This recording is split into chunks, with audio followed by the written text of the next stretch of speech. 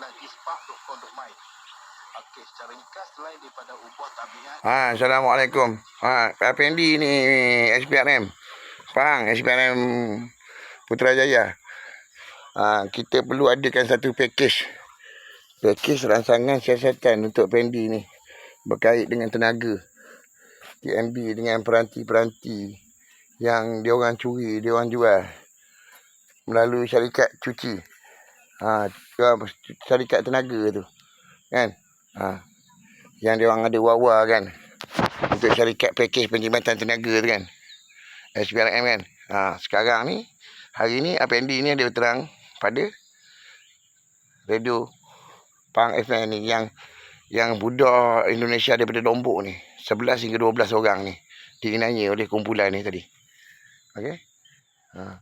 Kita nak minta pihak polis daripada unit jenayah komersial tu, Bukit Aman tu, adakan satu task force bersama dengan unit J6, J7 untuk siasat individu ni dengan kelompok dia ni dalam pakej penjimatan tenaga tu kan, 5 bintang tu. Dokumen tu dicuri oleh Saha ni, kelompok Saha ni.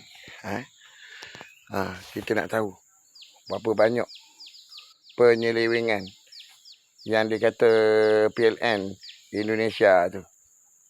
PLN Indonesia tu buat pelaburan yang tak wujud dekat Malaysia ni. Perkhidmatan pengurusan elektrik negara, pembekalan elektrik negara Indonesia tu dengan budak Apendi ni, yang kita ni polis ni tak boleh nak siasat, tak boleh melakukan siasatan atas kumpulan dia orang ni.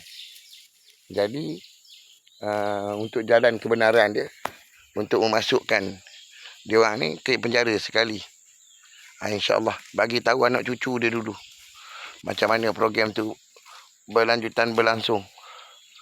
Nak minta berapa banyak duit-duit yang dia curi.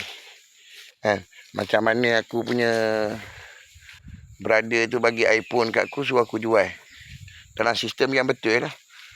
Ambil dengan dia satu box tu lebih kurang dalam 500 unit juga, 400 unit juga.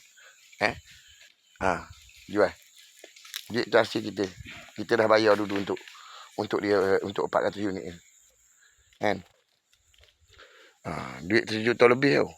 Anak bini aku kena colik sampai hari ni. Unit kuasa Apendi ni macam mana? TMB ni. Boleh siapa-siapa ada maklumat tolong share dengan saya.